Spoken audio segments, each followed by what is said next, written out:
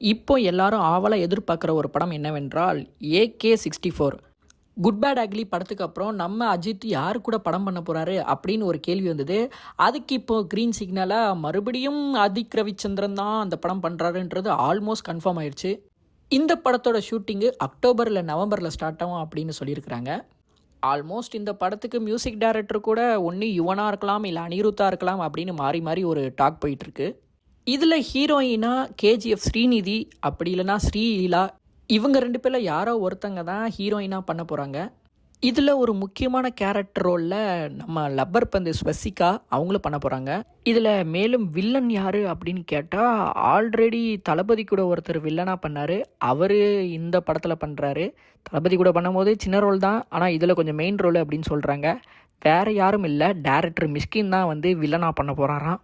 So ஆதிக்கிட்டேருந்து இது ஒரு family plus action படம் அப்படின்னு சொல்லியிருக்கிறாங்க. இதுக்கு முன்னாடி அவர் பண்ண படத்தில் ஓல்டு சாங்கை வச்சு மாசும் கொடுத்தாரு, கேஸு வாங்கினார்.